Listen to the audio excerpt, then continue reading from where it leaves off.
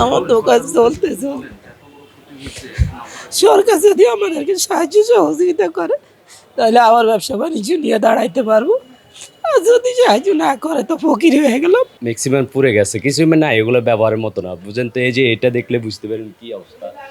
ভোর 4টা বাজে আগুন লাগছে। আমি দোকানে শোয়া ছিলাম, যেহেতু ঈদ দিকে মালামাল রাখছিলাম, তো ওগুলোকে বা সামনে বাজেট সিগারেট বিগেট রাখছিলাম, এই জন্য ক্যাশ টাকাও ছিল, কুরবানির টাকাও ছিল, বাড়িতে ঘরের কাজ চলতেছে, এই টাকাও ছিল আমার এই জায়গায়। এখন মতো আমি তো কোনোরকম জানলা পাইছি, মালামাল সব পুড়ে শেষ হয়ে গেছে। রাজধানী বিজয়সরণী এলাকায় কর্মীলতা কাঁচা বাজারে ভয়াবহ আগুনে পুড়ে গেছে অসংখ্য দোকান ও মালামাল। গভীর রাতে হঠাৎ আগুনের সূত্রপাত হলেও মুহূর্তের মধ্যে পুরো বাজার জুড়ে ছড়িয়ে পড়েছে আগুনের লেলিহান শিখা। আতঙ্কে ছুটাছুটি শুরু করেন ব্যবসায়ী ও স্থানীয় মানুষজন। ব্যবসায়ীদের দাবি, আসন্ন কুরবানি ঈদকে সামনে রেখে তারা ধার দেনা ও ঋণ করে দোকানে নতুন মালামাল তুলেছিলেন, কিন্তু এক রাতে আগুনে সবকিছু ছাই হয়ে যাওয়ায় এখন তারা দিশেহারা। ভালো থাকার করার সুযোগ আছে। আগুন লাগছে 4:30-5টার দিকে। আমরা বাজারে ছিলাম, তারপর আমরা দৌড়াদৌড়ি করে বের হয়ে গেছি, কিন্তু আমাদের শেষটুকু সম্পদ যেটুকু আছিল এটুকু আমরা উদ্ধার করতে পারিনি।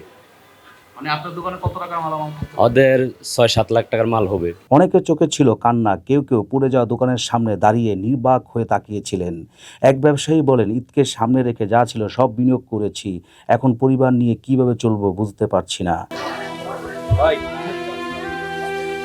আমার ব্যবসা বাণিজ্যের মালটাল রাখছিলাম, আর এই যে ব্যবসা বাণিজ্য করতাম, ব্যবসা মালটাল রাখছিলাম, ওই যে কিছু টাকা টুকু আসছিল, একটা মোবাইল টেল ফিরে একদম চাই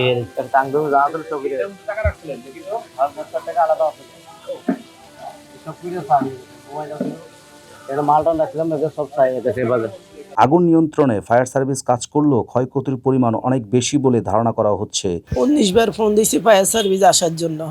সর্বসাপেক্ষে আমি 19 বার ফোন দিয়ে তারপরে তাদেরকে পাইছি। দীর্ঘ প্রায় আমার টাইমে আমি প্রায় 40 থেকে 50 মিনিট ফায়ার সার্ভিসের জন্য আমি চিৎকার পারছি। তারপরে তাদের মাত্র একটাই ইউনিট আসছে, তাদের সাথে আবার চিল্লাপাল্লা করে ইউনিট বাড়াইতে আজকে এই জায়গায়। তার মধ্যে তো আমার সব শেষ।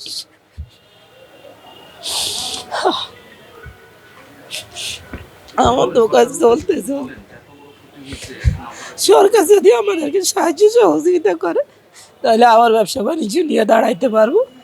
আর যদি সাহায্য না করে তো ফকির হয়ে গেলাম। স্থানীয়দের দাবি, দ্রুত ক্ষতিগ্রস্ত ব্যবসায়ীদের পাশে দাঁড়ানো হোক এবং আগুন লাগার প্রকৃত কারণ তদন্ত করা হোক। এই আগুন শুধু দোকান পোড়ায়নি, অনেক মানুষের স্বপ্ন, কষ্ট আর ঈদের আশাও পুড়িয়ে দিয়েছে।